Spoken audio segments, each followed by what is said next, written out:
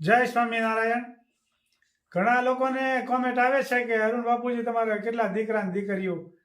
મારો દીકરો એક કૃપાલ એ નાગપુર છે અત્યારે, અને બીજો નંબર મારી દીકરી અવની એ અત્યારે કુંડલા છે, અને ત્રીજો નંબર મોનિકા એ અત્યારે કેનેડા છે। એટલે ઘણા લોકોની કોમેન્ટ હોય। અવનીની ભાણકી નિશ્રા, એનો આજ હેપી બર્થડે છે, એનો જન્મદિવસ છે। ખૂબ સરસ એને નિશાળમાં હેપી બર્થડે ઉજવ્યો છે, એટલે આજે તમને અમારી નિશ્રાનો હેપી બર્થડે બતાવીશું। અને નિશ્રાના ભજન તો તમે ઘણી વખત સાંભળતા હશો, અને એની કોમેન્ટે ખૂબ આવે છે। અને નિશ્રા ગાવામાં બધી વાતે બહુ જ ખૂબ હોશિયાર છે, અને અભ્યાસ કરવામાં એટલી હોશિયાર છે। આજ નિશ્રાનો હેપી બર્થડે છે એ આજ તમને બતાવીશું। ખૂબ સરસ કોમેન્ટ કરો છો, ખૂબ લાઈક કરો છો, ખૂબ શેર કરો છો, ખૂબ સબસ્ક્રાઈબ કરો છો। આપનો ખૂબ ખૂબ આભાર। જય સ્વામિનારાયણ।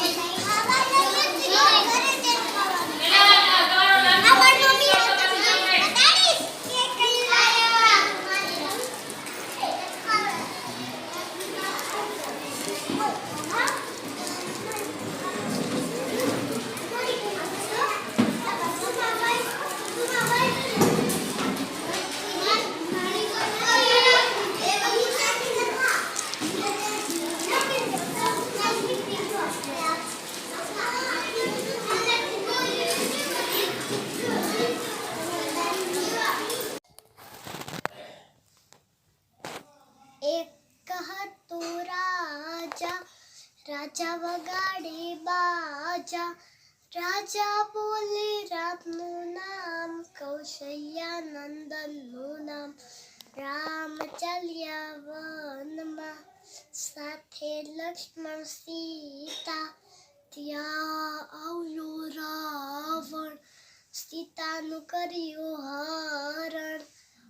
ઉપ કરતા વંદર આવ્યા, સાથે હનુમાન આવ્યા, હનુમાને માર્યો ભૂસકો, રાવણના ઘરમાં ઘૂસ્યો, હનુમાને બાળી લંકા, રાવણના મનમાં શંકા।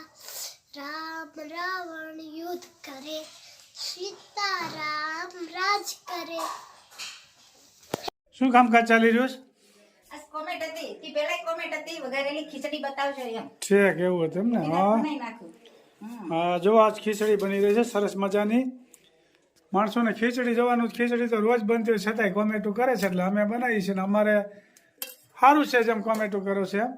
નવું નવું બનાવીએ છીએ, નવું નવું જમવા મળે છે ને, આમ તો મળે જ છે જમવા તો, પણ છતાંય આમાં તમે કોમેન્ટ કરો ને જમવાનું બનાવી એ વધારે સ્વાદ આવે છે। કોણ જાણે શું થતું હોય। સ્વાદ ફૂલ ભરપૂર સ્વાદ વાળું બને। હા, લોકો જમવાનું કઈ જો આ મસાલિયું છે, આમાં શું છે મસાલામાં વસ્તુ?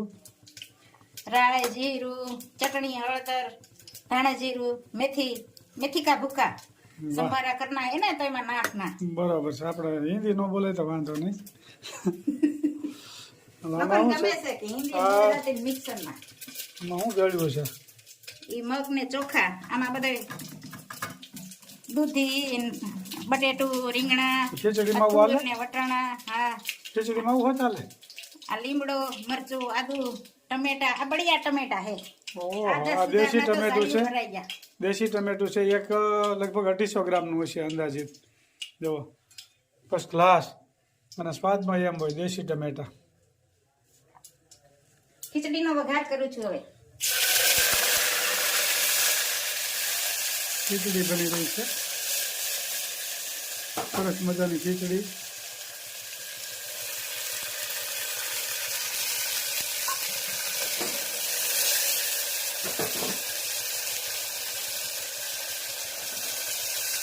ખીચડી એટલું બધું હાલે એમ ને પછી હા વઘારેલી હોય ને એમાં બધું હાલે. આ વઘારેલી ખીચડી છે આ મસાલાવાળી ને હા મસાલાવાળી.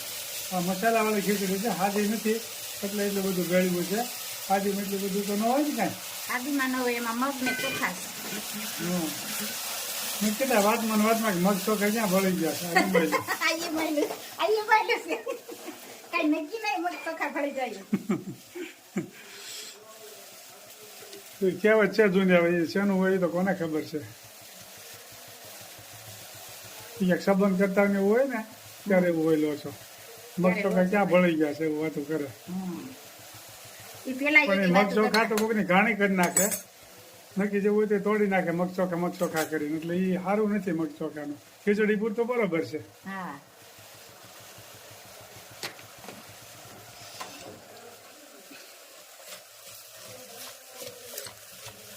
અને થોડીક વાર રેવા દેવાનું હળી જવા દેવાનું ને પછી મગ ને પાણી ને બધું નાખી દેવાનું ચોખા ને એ બરોબર છે એટલે બધું મસ્ત બફાઈ જાય પછી બપોરે બતાવશું કઢી આખા રીંગણાનું હાલો શાક. હવે તો ખીચડી તૈયાર થાય છે પછી તૈયાર થાય ત્યારે બતાવીએ ખીચડીને બાય બાય. ખૂબ સરસ મજાની ખીચડી કઢી બની ગઈ છે આપ જોતા હતા સવારે જુઓ ફર્સ્ટ ક્લાસ સ્વામિનારાયણ ભગવાનને ધરાવી દીધી મહારાજને થાળ ધરાવ્યો